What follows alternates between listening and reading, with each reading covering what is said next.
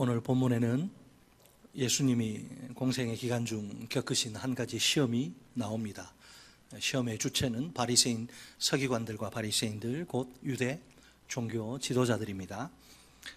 평소 그들에게 나사렛 예수는 눈의 가시와 같은 존재입니다. 무슨 수를 써서라도 하루빨리 제거해야 할 골칫 덩어리입니다. 그래서 호시탐탐 기회를 엿보게 됩니다.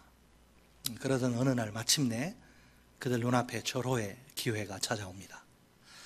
이번에는 천하의 예수라도 도저히 빠져나갈 수 없을 것 같습니다. 본문 1절로 2절은 이 시험에 대한 배경 설명입니다. 밤이 되자 예수님은 감람산으로 가십니다.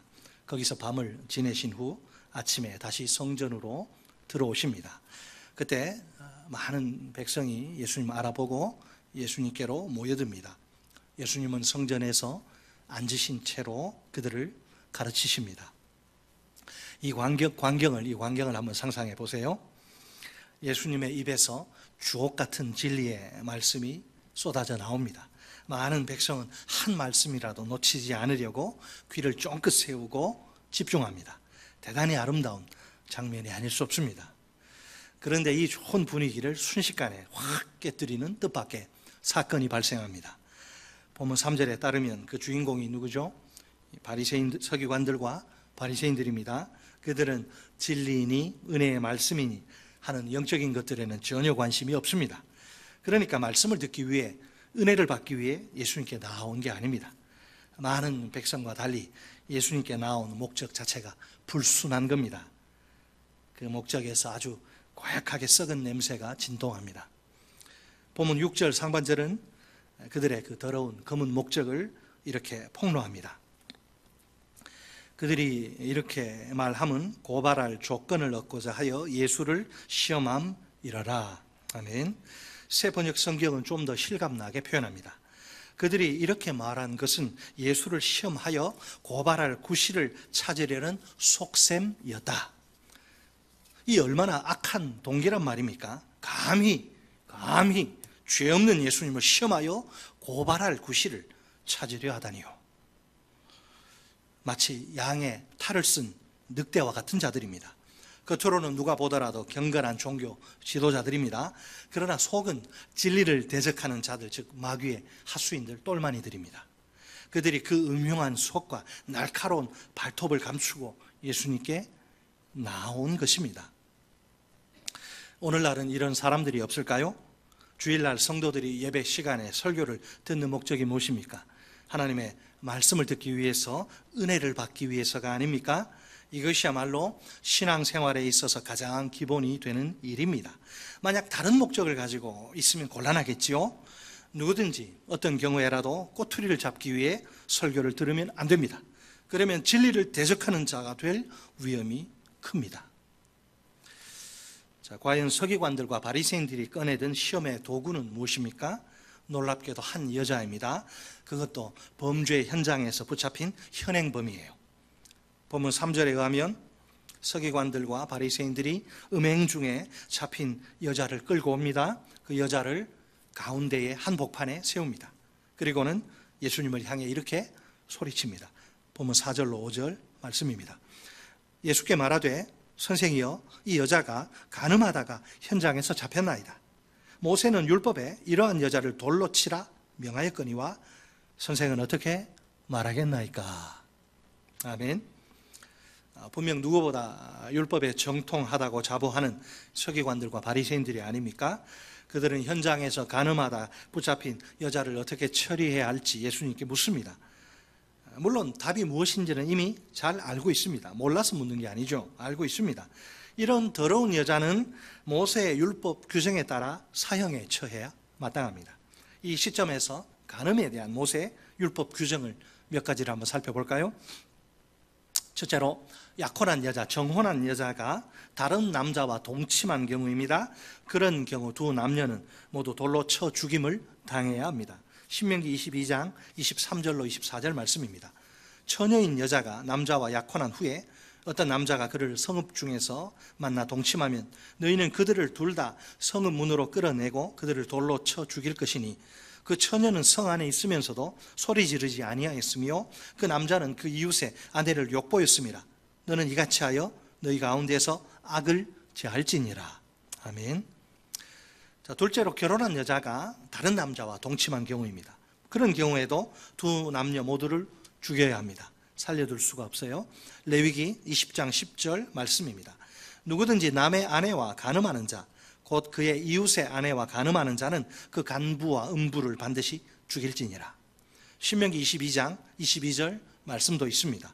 어떤 남자가 유부녀와 동침한 것이 드러나거든 그 동침한 남자와 그 여자를 둘 다 죽여 이스라엘 중에 악을 제할지니라. 아멘. 이 두 번째 경우엔 어떻게 죽여야 하는지 그 방법이 나와 있지 않습니다. 첫 번째 경우에는 돌로 쳐서 찍어서 죽이라 그랬는데 두 번째 어떻게 죽여야 하나? 이건 나와 있잖아요. 다만 예수님 당시에 그 구전 율법을 보면 두 사람 다 그런 경우에 목을 이렇게 메어서 죽여버려야 한다 이렇게 말합니다. 자, 서기관들과 바리새인들의 노림수가 보입니까? 간음한 자들에 대한 그 모세 율법이 규정한 처벌은 사형이죠. 다른 게 없어. 딱 한 가지 봐요. 사형 다 죽여야 됩니다. 자, 아무리 예수님이라고 해도 이 규정을 무시하실 수 있을까요? 무시하면 안 되죠. 자, 그렇다고 그러면 예수님이 좋아, 모세 율법대로 그렇게 처리해라, 돌로 쳐서 죽여라 이렇게 말씀하실 수도 없는 노릇입니다. 왜? 그것은 로마 정부의 권위에 대한 명백한 도전이 되기 때문입니다. 로마법은 피지배 민족이 자기들끼리 그 마음대로 사형을 집행하는 것을 엄격히 금지합니다. 여기에 대한 좋은 예가 요한복음 18장 31절에 등장합니다. 빌라도가 예수 죽인 책임을 자기가 떠맡지 않으려고 이렇게 손을 씻고 뭐라고 그래요? 빌라도가 이르되 너희가 그를 데려다가 너희 법대로 재판하라. 유대인들이 이르되 우리에게는 사람을 죽이는 권한이 없나이다 하니. 아멘. 솔직히 지금 예수님의 입장은 난처하기 짝이 없습니다. 간음한 여자를 풀어주라고 하자니 모세 율법을 어기는 게 됩니다. 반대로 모세 율법대로 처리하라고 하자니 로마 법을 위반하는 게 됩니다. 한마디로 말해 진퇴양난이요 딜레마입니다. 어떻게 할 수가 없습니다. 이렇게도 걸리고 저렇게도 걸리게 돼 있어요. 자, 서기관들과 바리새인들이 간교한 함정을 파놓고 기다리는 중이네요. 이번에는 예수님이 꼼짝없이 걸려들게 되었다고 쾌제를 부릅니다. 과연 그들의 의도대로 그렇게 될까요? 자, 이제 모든 사람들의 시선이 예수님께로 집중됩니다. 모두가 예수님의 입에서 무슨 말이 떨어질까 주목합니다. 이때 예수님은 곧바로 대답하시는 대신 아주 특이한 이상한 행동을 하십니다. 갑자기 몸을 굽히셔서 손가락으로 땅에 무언가를 이제 끄적끄적 쓰신 겁니다. 예수님이 땅에다 뭘 쓰셨는지에 대해 논란이 많습니다. 학자들이 여러 가지를 추측해서 어떤 학자들은 보니까 성경 구절까지 이야기하더라고요. 여러 가지 추측을 해서 이러쿵저러쿵 막 말들을 하는데, 하지만 중요한 게 뭐냐? 본문이 아무런 언급을 하지 않는다는 점이죠. 그러니까 어떤 주장을 해도 이게 성경적인 근거가 정당성이 없는 셈이지요. 자, 그렇다면 그 내용이 뭔지 모른다, 알 수 없다 이렇게 말하는 것이 정직한 태도입니다. 중요하지 않으니까, 필요 없으니까 안 쓰는 거예요. 필요 있으면 쓰죠. 중요하지 않으니까 안 쓴 거예요.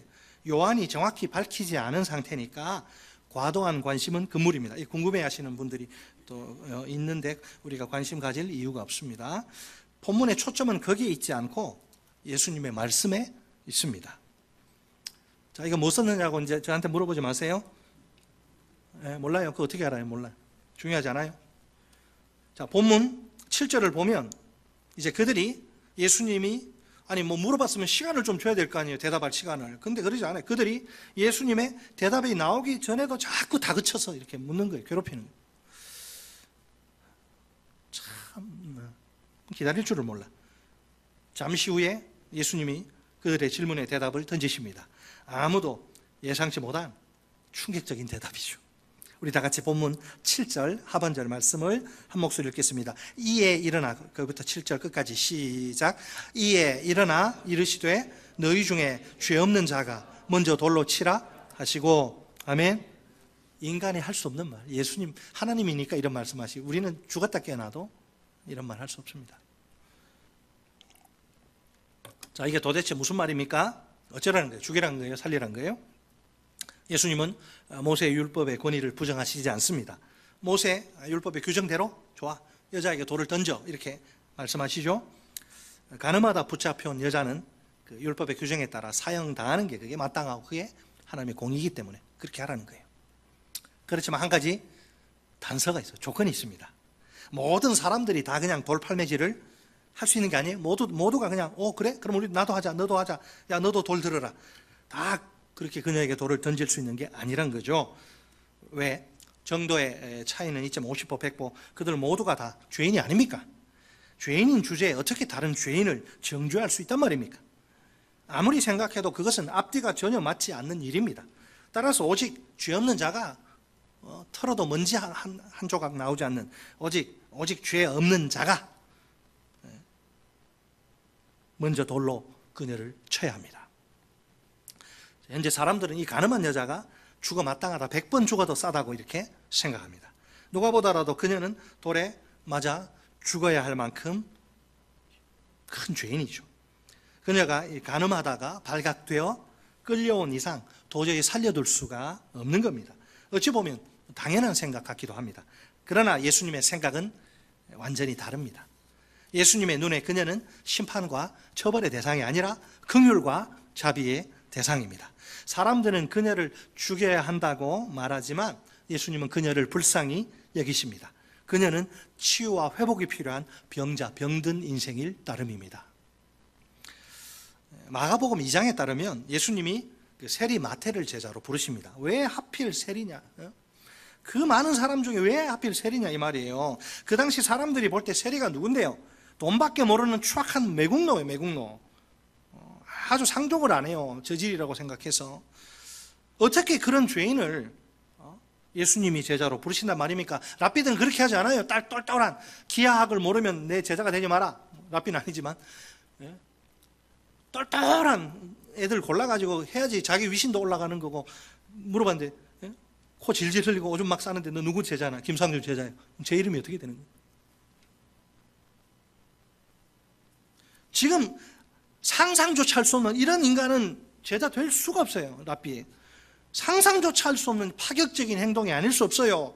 더욱이 세리하고 상종하지 않거든요. 더욱이 예수님은 세리 마태의 그 초청에 응해서 그 집으로 가셔서 잔치에 참여하십니다. 거기 또 많은 그 비슷한 세리 죄인들 더불어서 음식 마시면서 막 기뻐하시고 막 교제하십니다. 아주 얼마나 기뻐하시는지 몰라요. 이 광경을 목격한 바리새인의 서기관들이 못마땅한 표정을 짓습니다. 예수님의 제자들에게 화가 잔뜩 난 얼굴로 막 따져 묻습니다. 어찌하여 세리 및 죄인들과 함께 먹는가? 머리털 나고 이런 광경은 내가 처음 본다는 거죠. 있을 수 없는 일을 너희 스승이 한단 말이에요. 그 소리를 들으신 예수님이 속을 얼마나 기가 차시겠어요. 뭐라고 대답하십니까? 그 유명한 마가복음 2장 17절 말씀입니다. 예수께서 들으시고 다 쑥덕대고 하는 거 다 예수께서 들으시고 그들에게 이르시되 건강한 자에게는 의사가 쓸데없고 병든 자에게라야 쓸데있느니라. 나는 의인을 부르러 온 것이 아니요 죄인을 부르러 왔노라 하시니라. 아멘. 따라서 하십니다. 나는 의인을 부르러 온 것이 아니요 죄인을 부르러 왔노라. 그래서 예수님 욕먹은 게 죄인들의 친구라고 욕을 먹잖아요. 죄인들은 가까이 하지 않거든요. 유대인들이 늘 죄인들의 먹고 마시고 기뻐하시고 자기들의 종교적 권위가 다 흔들리는 거예요. 이제까지 가르친 게 다 뭐예요 그러면? 그러니까 살려둘 수가 없는 이런 자기들이 볼 때는 이단적인 랍비죠. 자, 지금 요거 마가복음 2장 17절은 이게 모든 사람들이 다 받아들일 수 있는 상식적인 이야기입니다. 병원이 잘 되는 걸 보고 뭐래요? 아, 병자가 많구나. 병원이 잘 안 돼. 아, 병자가 없구나. 이거잖아요. 지금 그 이야기하는 거예요. 누구나 다 알아들을 수 있는 이야기. 이 상식적인 이야기를 왜 하시느냐? 예수님은 자기가 왜 이 세상에 오실 수밖에 없나? 오신 목적을 지금 밝히시는 거예요. 분명히. 예수님의 눈에 그러니까 세리와 죄인들은 예수님 자기를 의사라 그랬죠. 그러면 예수님 눈에 세리와 죄인들은 병든 자들이에요. 병든 자들. 그들에게 필요한 것은 비난과 정죄가 아니라 치료예요. 치료. 그래서 의사이신 예수님이 병든 자들인 그들을 치료하시러 오신 거예요. 자기는 죄인이 아니라고, 병든 자가 아니라고 팍팍 우기는 자들은 어떨까요? 여기 나오는 서기관들과 바리새인들이 있겠네요. 이런 사람들, 그들에게는 의사가 예수님이 필요하지 않습니다. 따라서 건강하다고 착각하는 그들은 의사이신 예수님을 찾지 않습니다. 그들에게 치료는 일어나지 않습니다. 특별한 계기가 없는 한 그들은 앞으로 계속 그렇게 병을 달고 병든 자로 살아야 합니다. 그것이 얼마나 위험한지도 모르고 자기들이 처한 위험도 알지 못한 채 그렇게 살아가야 하다니요. 이 얼마나 불행한 일입니까? 원래 그들 모두는 누구보다도 의사이신 예수님이 절실히 필요한 병자들입니다. 그런데도 정작 본인들만 몰라요. 본인들은 자기들이 병자라는 사실을 인정하지 않습니다. 여러분, 성경을 읽으시다가 좀 이게 이해가 안 되는 부분, 상식하고 맞지 않는 게 나오면 왜 그럴까? 이유가 있거든요. 도대체 이 사람들이 왜 이렇게 할까? 이유가 있을 거죠. 자기들은 사람들로부터 사랑과 존경을 받는 종교 지도자들이란 것이죠. 그러니 자기들에게 무슨 문제가 있느냐는 겁니다. 겉으로 볼 때는 그래요. 다들 멀쩡해 보입니다. 솔직히 말하자면 외적인 조건에 속고 있는 셈이에요. 그 포장이 그럴듯하니까 문제없다 생각하는 거예요. 여러분, 이것이 단지 1세기 사람들에게만 해당되는 문제일까요? 우리는 이 문제로부터 완전히 자유롭다고 말할 수 있을까요? 안타깝게도 오늘날 자신의 외적인 조건에 속고 사는 사람들이 많습니다. 그것이 무슨 사회적 신분이나 지위든 혹은 종교적 지위든 상관없어요. 그런 번듯한 외적인 조건 때문에 자기는 영적으로 건강하다고 착각하는 거예요. 자기는 이 세상에서 비교적 잘 나가는 사람이니까 별 문제 없다는 겁니다. 자신은 교회에서 직분을 받아 열심히 일하니까 괜찮은 신앙인이라는 거예요. 하지만 그런 좋은 외적인 조건이 영적인 건강을 보장하지 못해요. 책임지지 못합니다. 우리의 외적인 조건은 결코 만세반석이 아닙니다. 서기관들과 바리새인들을 보세요. 그것이 그 좋은 조건이 오히려 걸림돌이요 장애물입니다. 그것 때문에 하나님을 만나지 못해요. 사실 여기 우리 모두는 여전히 예수님의 치료가 필요한 병든 자들입니다. 주님의 치유 회복은 자기가 병든 자라는 사실을 인정하는 데서부터 출발합니다. 끝까지 자기는 아무 문제 없다고 고집을 부리면 곤란합니다. 그러면 치유와 회복은 그 사람과는 아무 상관없는 남의 일이 되고 맙니다. 본문 9절, 9절에 의하면 예수님의 말씀을 들은 모든 사람들이 큰 충격을 받습니다. 그 말씀이 그들의 잠들어 있던 양심을 깨어나게 한 거죠. 너나 할 것 없이 양심의 외침 앞에 심한 부끄러움, 수치를 느낍니다. 요한이 소개하는 그들의 반응을 보세요. 9절에 그들이 이 말씀을 듣고, 어떤 말씀? 너희 중에 죄 없는 자가 먼저 돌로 치라. 그들이 이 말씀을 듣고 양심의 가책을 느껴 어른으로부터 시작하여 젊은이까지 하나씩 나가고 오직 예수와 그 가운데 섰는 여자만 남아더라. 아멘. 그 자리에 이렇게 애에서부터 청소년, 청년, 장년, 노인 막 많이 모였잖아요. 그 자리에 모여있던 모든 사람들이 전부 100이면 100 다 양심에 아주 양심을 막 후벼 파고 쑤셔대는 가책, 고통을 느낍니다. 아, 그렇지. 나 역시 죄인이지. 아무리 생각해봐도 나는 저 여자에게 돌을 던질 자격이 없어.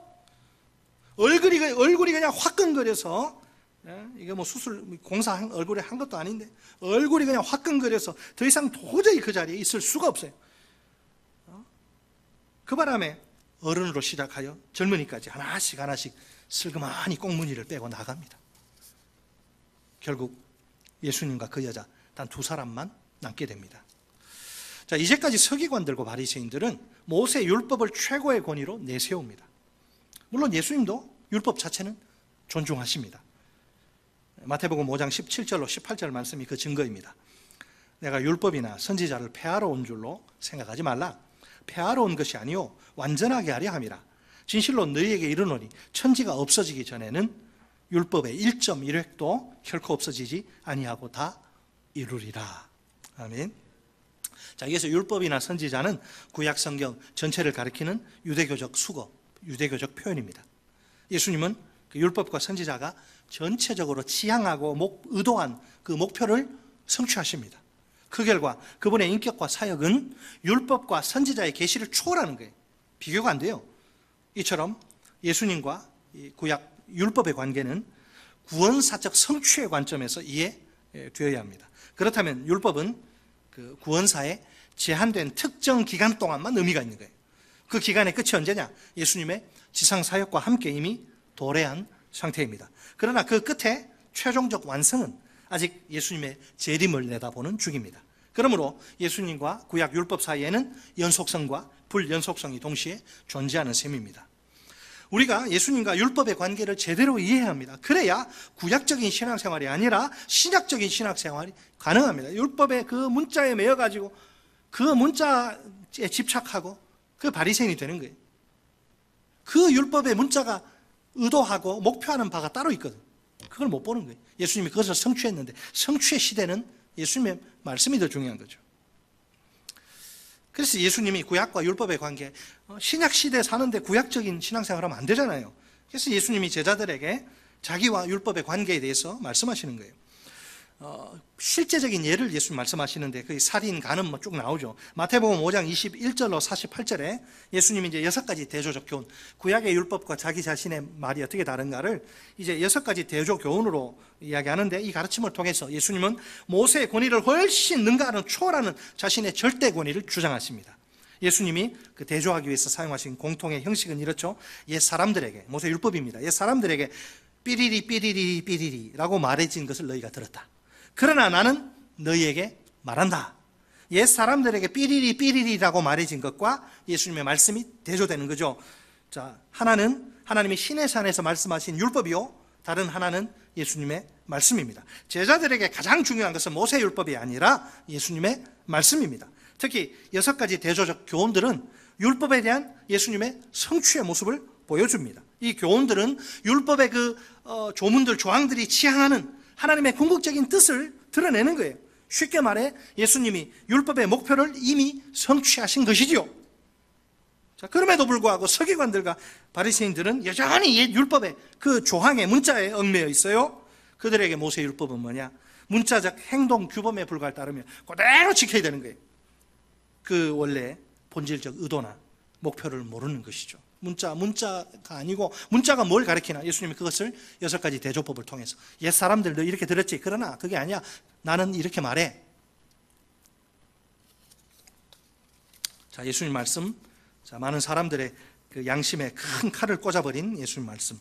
너희 중에 죄 없는 자가 먼저 돌로 치라.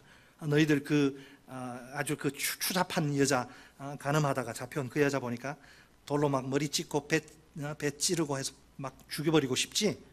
너희 중에 오냐? 그렇다면 너희 중에 죄 없는 자가 먼저 돌로 치라. 우리 예수님의 지혜가 얼마나 놀랍습니까? 예수님이 이 말씀을 하시기 전까지 아주 의기양양하던, 이제 너 예수 걸렸어, 너 이제 의기양양하던 서기관들과 바리새인들입니다. 적어도 그들은 이런 확신에 사로잡혀 있지 않습니까? 천하의 나사렛 예수라도 이번만큼은 도저히 빠져나갈 수 없을 거야. 당신 꼼짝없이 딱 제대로 걸린 게 틀림없어. 당신 너 이제 죽었다는 겁니다. 하지만 그들의 기대는 예수님의 대답으로 산산조각이 나고야 맙니다. 예수님이 사람들의 양심을 겨냥하실 줄은 미처 모른 거죠. 말하자면 예수님이 그들의 아킬레스건을 공격하신 것입니다. 죄 없는 사람이 누가 있어요? 털어서 먼지 안 나오는 사람이 누가 있습니까? 50보 100보지. 그들의 아킬레스건을 공격한 거예요. 미처 이렇게 하실 줄은 몰랐어요. 그들이 두 손 두 발 다 들고 항복하고 포기할 수밖에 없는 상황입니다. 자, 이제 예수님이 일어나셔서 여자 외에는 아무도 없는 것을 보십니다. 충분히 예상하신 시나리오죠. 여자에게 한 가지 질문을 던지십니다. 본문 10절 하반절 말씀입니다. 여자여, 너를 고발하던 그들이 어디 있느냐? 너를 정죄한 자가 없느냐? 아멘. 여자가 예수님께 뭐라고 대답합니까? 주여, 없나이다. 대답합니다. 목숨을 잃을지도 모를 위기에서 여자가 가까스로 겨우 벗어난 거죠. 거의 다 죽게 생겼다가 살아났으니 이런 걸 두고 구사일생이라고 하지요. 예수님의 그 말씀 한마디로 대반전이 일어난 것입니다. 자, 간음을 하다가 현장에서 발각되어 질질 끌려오던 그 여자의 그 마음을 우리 생각해 봅시다. 일단은 수치스러운 마음에, 이거는 우리가 TV에 이렇게 음주 단속, 지금 코로나 상황인데 지금 이렇게 술집 영업 정지했는데 몰래 모여가지고 막 술 마시고 막 질펀하게 놀다가 합동 단속반 하면 뭐 떳떳하게 나옵니까? 막 창피해가지고 그냥 얼굴부터 가려야 되거든 원래. 근데 하여튼 뭐 그건 그렇고, 여러분 수치스러운 마음에 이게 걸렸단 말이에요. 걸렸다. 수치스러운 마음에 그냥 쥐구멍으로라도 들어가고 싶은 심정이겠죠. 곧이어 죽음의 공포가 그녀의 온몸을 휘감습니다. 아, 나는 끝났구나, 죽었구나. 성전으로 끌려 들어가 많은 사람들 앞에, 그것도 그들 하필 참 못됐죠. 이 사람들 한가운데 세워지다니요. 그녀에게 마구 쏟아지던 수많은 비난과 멸시의 시선들 얼마나 고통스러울까요? 아이고, 나 저럴 줄 알았다, 저 더러운 것.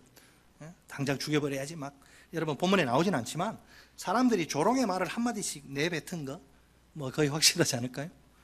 그냥 다 아이고 저거 아이고 참. 어찌 보면 이 여자에게도 할 말은 있습니다. 이 여자의 입장에서는 이거는 성차별, 억울한 차별이라고 느낄 수 있지 않을까요? 간음의 죄를 뭐 혼자 못 짓잖아요. 간음의 죄를 그녀 혼자만 저지른 건 아니지 않습니까? 그 죄에 동참한 상대방 남자 파트너가 있죠. 파트너가. 여기 보면 여러분 이상하다 생각 다 우리는 수준이 있으니까 남자 어디 갔냐 다 생각하셨죠, 그죠? 그렇죠. 이상하다. 우리 부부가 성경 읽다 여보 왜 여자만 있냐, 남자 어디 갔냐? 파트너가 있는데 도대체 그 인간 지금 어디로 간 겁니까? 36개 주랭랑 걸리면 못하죠. 딱 잡는데. 근데 봐줬으니까 도망갔지. 왜 그녀 혼자만 죄를 다 덮어쓴 채 끌려와야 한단 말입니까? 남자에게는 관대하고 여자에게는 가혹한 법이라니요. 세상에 이런 세상이 어디 있어요? 이런 법이 어디 있습니까? 여자분들 이거 분노가 일어나지 않습니까? 남자만 봐주고. 자, 그런데 예수님이 여자를 돌에 맞아 죽을 위기에서 건져주십니다. 예수님이 보실 때 그 어떤 사람도 여자를 정죄할 수 없습니다. 다 죄인인 주제에 50보 100보 누가 누구를 정죄한단 말입니까? 사실을 말하자면 그 어느 누구에게도 여자를 정죄할 권한은 없습니다. 여러분 사람이 사람을 정죄하지 못해요. 예수님 역시 여자를 정죄하시지 않습니다. 다만 예수님은 여자에게 긍휼과 자비를 베푸십니다. 그 큰 사랑으로 여자의 죄를 깨끗이 용서하십니다. 자, 서기관들과 바리새인들의 모습과는 차원이 다른 예수님의 모습이죠. 서로 관심 자체가 다른 것입니다. 여러분 오늘 설교의 제목, 그 첫째 제목이 뭐죠? 딱 나오셔야 되는데 예수님의 관심. 그 다음에 두 번째 제목은 뭐죠? 예수님의 기대. 자, 바리새인들과 예수님의 관심이 달라. 똑같은 현상을 보는데 관심이 다릅니다. 우리 그러잖아요, 그죠? 자녀들 키워봐도 첫째, 둘째, 셋째 있으면 똑같은 거 봐도 다 관심이 다르잖아요. 마찬가지. 서기관들과 바리새인들의 관심은 정죄와 심판. 저거 죽여버려야 된다. 저거 우리 다 오염된다. 바람 피어가지고 지금 우리 이 바람이 우리 집에 들어오면 큰일 난다. 저거 빨리 죽여버려야 된다. 서기관들과 바리새인들의 관심은 정죄와 심판. 그들은 죄인들을 향한 하나님 아버지의 마음을 전혀 모릅니다. 알고 싶어 하지도 않고 그들에게 죄인들은 오직 정죄와 심판의 대상일 뿐입니다. 그 이상도 그 이하도 아닙니다. 반면에 예수님의 관심은 용서입니다. 용서. 왜? 용서야말로 치유와 회복으로 가는 첩경, 지름길이기 때문입니다. 예수님의 눈은 여자의 치유와 회복을 향합니다. 여러분, 이 세상에 우리 예수님이 용서하시지 못할 만큼 흉악한 죄인은 없습니다.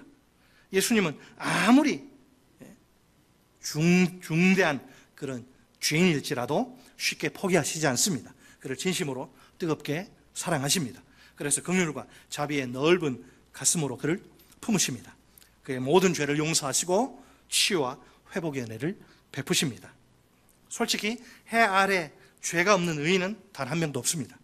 모든 사람들이 하나님 앞에 서면 전부 다 죄인입니다. 인정하든지 인정하지 않든지 우리는 모두 하나님 앞에서 죄인입니다. 죄인인 우리에게 이 세상은 아무런 소망도 제공할 수 없습니다. 단지 절망만을 안겨다 줄 뿐입니다. 그러나 하나님은 이처럼 절망의 죄인인 우리를 지극히 사랑하십니다. 우리에게 무한한 긍휼과 자비를 부어주십니다. 마치 어울리지 않는 옷과 같은 이 긍휼과 자비야말로 우리에게 참된 소망입니다. 여러분 다윗이 있죠. 성경의 많은 인물 가운데 하나님이 딱 다윗 한 사람을 가리켜서 내 마음에 합하다, 내 마음에 쏙든다. 대단한 인물이에요. 분명 다윗은 하나님의 마음에 합한 사람, 하나님의 마음에 아주 쏙 드는 사람입니다. 그의 삶에 아무런 무슨 허물이나 죄가 없어서가 아니죠. 그에겐 차마 여기서 입에 담기조차 부끄러운 죄들이 많습니다. 그가 밧세바와 멀쩡한 유부녀 가로채고 남편은 죽여버리고, 그가 자기 손에는 피를 안 묻히고 부하들 시켜가지고 전쟁터에 딱 죽기 좋은 자리에 보내가지고 죽게 하잖아요. 그리고 그 여자를 이제 데려와서 동침을 했는데, 나단이 당신이 바로 그 사람이라, 나단이 한마디 책망을 하는데 그걸 듣고 쓰러지죠. 참회의 기도를 이렇게 드리지 않습니까? 시편 51편 1절로 3절 말씀입니다. 하나님이여, 주의 인자를 따라 내게 은혜를 베푸시며 주의 많은 긍휼을 따라 내 죄악을 지워 주소서. 나의 죄악을 맑게 씻으시며 나의 죄를 깨끗이 제하소서. 무릇 나는 내 죄과를 아오니 내 죄가 항상 내 앞에 있나이다. 아멘. 자, 그렇다면 어떻게 이런 인간이 하나님의 널 보니 너무너무 네가 마음에 든다. 죄 때문에요? 천만에. 다윗이 다윗 된 것은 그가 잘나서가 결코 아닙니다. 오직 하나님의 긍휼과 자비가 그에게 부어진 결과입니다. 그의 흉악한 모든 죄를 하나님의 긍휼과 자비가 한꺼번에 꿀꺽꿀꺽 벌컥벌컥 삼켜버린 것이지요. 그래서 그 인생 자체가 전적인 하나님의 은혜입니다. 자랑할 게 아무것도 없는 거예요. 하나님을 향한 예레미야의 고백은 또 무엇입니까? 예레미야가 3장 22절 말씀입니다. 여호와의 인자와 긍휼이 무궁하심으로 우리가 진멸되지 아니함이니이다. 아멘. 세번역 성경은 이렇게 표현합니다. 주님의 한결같은 사랑이 다함이 없고 그 긍휼이 끝이 없기 때문이다. 우리는 얼마나 변덕이 죽을 듯 합니까? 우리는 주님 앞에 좀 큰 은혜 받으면 뭐 간 쓸게 다 빼놓을 것처럼 하다가 조금만 주님한테 뭐 서운한 마음이 들면 확 털어져가지고, 주님은 그렇지 않습니다. 주님의 한결같은 사랑, 일정한 성실한 사랑, 다음이 없어. 하나님의 사랑이 떨어질 수가 없고 그 긍휼이 또 끝이 없다. 그래서 우리가 진멸되지 않는다. 여러분, 우리 죄인들을 향한 하나님의 마음은 언제나 인자, 사랑과 긍휼입니다. 우리가 온갖 허물과 죄악으로 하나님의 마음을 막 찌르고 쑤시고 하나님 마음을 아프게 할 때가 얼마나 많습니까? 그럼에도 불구하고 하나님은 변함없이 우리를 용서하시고 또 용서하십니다. 우리에게 한없는 사랑과 긍휼을 계속 끊임없이 부어주시는 거예요. 만약 우리를 향한 하나님의 사랑과 긍휼이 단 한순간이라도 끊어지면, 중단되면 어떨까요? 여기서 지금 우리 중에 살아남을 수 있는 사람은 아무도 없습니다. 자, 끝으로 이제 예수님이 여자에게 소망의 말씀을 주십니다. 우리 다 같이 본문 11절 하반절 말씀, 예수께서 이르시되, 거기 11절 우리 다 같이 한 목소리로 읽겠습니다. 11절 시작. 예수께서 이르시되 나도 너를 정죄하지 아니하노니 가서 다시는 죄를 범하지 말라 하시니라. 아멘. 자, 여자에게는 축복의 선고요 소명의 선포입니다. 다시 한번, 축복의 선고요 소명의 선포. 모세 율법에 따르면 여자는 죽어야 마땅한 큰 죄인입니다. 이스라엘 여러분 역사상 간음을 하다가 발각되어 죽은 사람이 한둘이겠습니까? 트럭으로 몇 트럭 되겠죠. 많이 죽습니다. 그러니까 누구에게나 봐주고 이런 게 없어요. 간음하다 걸리면 다 죽습니다. 돌 맞아 죽습니다. 누구에게나 목이 메여서 목 졸려서 죽기도 하고, 누구에게나 예외가 없는 사형이 집행된 거예요. 많이 죽어나갔어요, 간음하다가. 이와는 달리, 이게 특별 케이스죠. 이와는 달리 정말 놀랍게도 예수님이 여자에게 무조건적인 죄 용서를 선고하십니다. 아울러 여자를 새로운 삶으로 초대하십니다. 그러니까 거룩한 삶을 살라고 막 깨진 걸 다시 이렇게 본드칠 해서 고쳐서 거룩한 삶을 살라고 여자를 용서하시고 세상 속으로 파송하신 거예요. 솔직히 여자에게 죄 용서가 얼마나 엄청난 축복입니까? 사형당해 지금 죽기 일보 직전에 무죄 선고가 떨어지다니요. 여자가 죄 용서를 받기 위해 한 일은 아무것도 없습니다. 사실을 말하자면 스스로의 힘으로는 절대로 죄의 그 깊은 늪에서 빠져나올 수 없습니다. 결국에는 정죄와 심판으로 끝날 소망 없는 비참한 인생입니다. 이런 상황에서 예수님이 여자에게 죄 용서의 은혜를 베푸신 것입니다. 그렇다고 해서 예수님이 여자의 그 더러운 간음 행위 자체를 묵과하신 것은 아닙니다. 여자는 더 이상 그런 더러운 삶을 살지 말아야 합니다. 죄로 물든 삶을 속히 청산해야 합니다. 그처럼 지저분하기 짝이 없는 냄새나는 삶에서 완전히 떠나야 합니다. 이제부터는 죄 용서 받은 자답게 새로운 삶을, 깨끗한 삶을 살아야 합니다. 거룩한 삶을 살아야 합니다. 자, 오늘 본문을 통해 하나님이 우리에게 던져주시는 두 가지 진리가 있습니다. 모두 예수님께 대한 진리입니다. 첫째로 예수님의 관심은 죄인을 정죄하는 게 아니라 용서하는 것입니다. 보통 사람들은 죄인을 자기 기준에 따라서 판단하기에 바쁘죠. 그러다 보니 죄인을 무조건 정죄의 대상으로 간주합니다. 자연스럽게 죄인에게는 심판이 어울린다고 생각합니다. 그러면서 마치 자기는 죄와는 별 상관이 없는 사람처럼 그렇게 느낍니다. 하지만 예수님은 항상 죄인을 긍휼과 자비의 눈으로 바라보십니다. 그분께 죄인은 정죄의 대상이 아니라 용서의 대상입니다. 예수님은 죄인을 치유와 회복이 필요한 병자로, 병든 자로 취급하십니다. 죄인 자체에 무슨 큰 문제가 있는 게 아니라 그의 죄란 병이 들어간 게 문제라는 거죠. 죄와 죄인을 분리할 줄 알아야죠. 죄는 미워하되 죄인은 미워하면 안 되는 거예요, 기독교는. 그래서 예수님 보실 때는 그 죄란 병만 치유하면 됩니다. 그러면 그는 건강이 회복되어 정상적인 생활이 가능하게 됩니다. 우리가 주님 나는 깨끗해요, 나는 문제없어, 나는 영적으로 아주 건강해요, 그냥 그러지 말고 솔직하게 좀 우리가 병든 모습 그대로 의사이신 주님께 나아갑시다. 겸손히 주님께, 주님 내가 여기 아파요, 내가 여기 상처가 많아요, 이게 잘 안 빠져요, 쓴뿌리가 안 뽑혀요. 겸손히 주님께 치유와 회복을 구합시다. 그럴 때 주께서 반드시 역사하실 것입니다. 우리에게 치유와 회복의 은총을 베푸실 것입니다. 우리가 주변 사람들을 더 이상 정죄의 눈으로 바라보지 맙시다. 자기만 잘하면 돼요. 왜 남 이야기 합니까 자꾸. 그 대신 주님의 눈으로, 긍휼과 자비의 눈으로 바라봅시다. 그들에게 필요한 것은 우리의 인간의 정죄가 아니라 주님의 용서입니다. 자, 다시 한번 해보겠습니다. 따라서 하십니다. 주변 사람들에게 필요한 것은 우리의 정죄가 아니라 주님의 용서다. 아멘. 그리고 여러분, 예수 그리스도 안에서 오늘 시간이 제한돼서 길게 말씀 못 드렸는데 지금 그런 마음이 드네요. 여러분, 우리는 그리스도 예수 안에서 정죄가 없습니다. 우리는 그리스도 예수의 보혈이 우리를 죄의 사슬 굴레를 다 깨뜨렸기 때문에 그리스도 예수 안에 있는 자에게는 결코 정죄가 없습니다. 이미 우리는 신분상 하나님이 너는 죄 없다 의인이라 선고하셨어요. 법정적 의인이죠. 의인이에요. 여전히 신앙생활 하면서 막 밤에 잠도 못 자고 막 그런 분들이 많아요.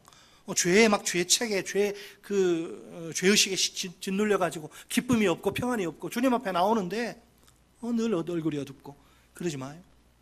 그리스도 예수 안에 있는 우리에게는 결코 정죄함이 없습니다. 로마서를 잘 한번 보세요. 둘째로 예수님의 기대는 뭐죠? 예수님의 기대는 용서받은 죄인이 거룩하게 사는 것입니다. 용서받은 죄인은 더 이상 옛날 방식의 삶을 고수하면 안 됩니다. 그는 죄로 물든 삶을 청산해야 합니다. 그에게는 새로운 요구가, 새로운 책임이 주어집니다. 그것은 holy life, 거룩한 삶입니다. 이제부터 그는 반드시 거룩한 삶을 살아야 합니다. 내가 거룩하니 너희도 거룩할지어다. 우리가 용서받은 죄인답게 죄의 종노릇하던 과거의 삶을 청산합시다. 이제는 거룩한 삶을 삽시다. 거룩의 기본 개념은 뭐예요? 분리, 구별, 하나님의 특별한 목적을 위해서 따로 떼어놓은 세상 사람들과 다르게 사는, 세상 사람들과 다르게 우리는 진실하게, 정직하게, 의롭게, 깨끗하게, 고상하게, 고결하게, 순결하게 살아야 되는 거예요. 그렇게 우리가 주님 앞에 결단하고 내 삶의 영역에서 더러운 것들 다 잘라버리고 주님, 내가 거룩하게 살기 원합니다. 나도 너를 정죄하지 아니하노니 가서 다시는 죄를 범하지 말라. 그 주님의 말씀을 심각하게 받아들이고 주님, 내가 그렇게 살기 원합니다. 그러면 틀림없이 주께서 우리를 도와주실 줄 믿습니다. 네, 우리